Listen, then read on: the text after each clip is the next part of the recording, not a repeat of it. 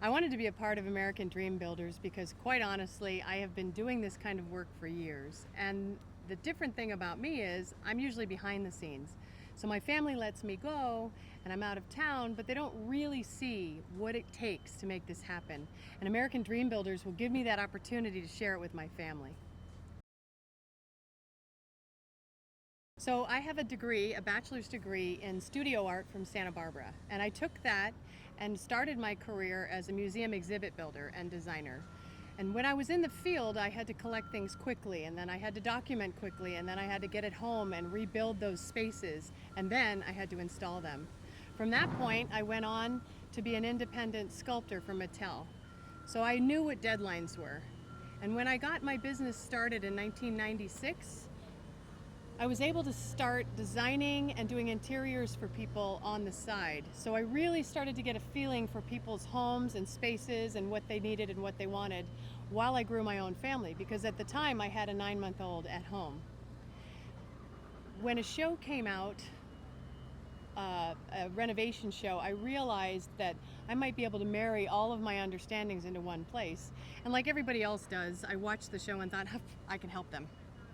But the different thing about me is I sent the email, not expecting a response, but I got the response.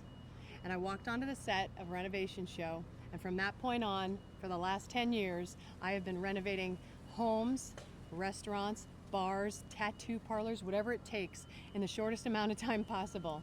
So I am at home in chaos that scrambles and then becomes a final solid piece.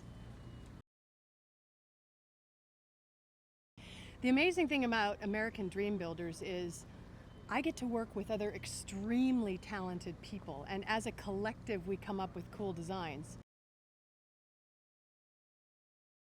My style, I definitely lean towards eclectic because I like to salvage and recycle things, and because I have children, I am very, very interested in going with minimalism and being a little bit more modern. So I kind of combine those two styles to make a place that's easy to work in, easy to create in, and easy to move in. So in this challenge, I'm responsible for the bedrooms, which is wonderful. I'm very excited. There's lots of children. I embrace what children need and what children want and what children are good to have. And the only challenge is we added 2 bedrooms, so that's 5 bedrooms. That's a lot of surface area. And then on top of that, I've been working with Dan on the garden, which was also an important thing to tie the 2 spaces together. And Lucas had the great idea of doing Venetian plaster on the mantle or on the fireplace, and they asked, does anyone know how to do that? Well, yes, I do. So I'm taking that on too. We bit off more than we could chew. I know we did with a lot of the renovations we did, adding 2 rooms, the massive choices with all the tiling. I can see that we are in danger right now at this moment of not finishing.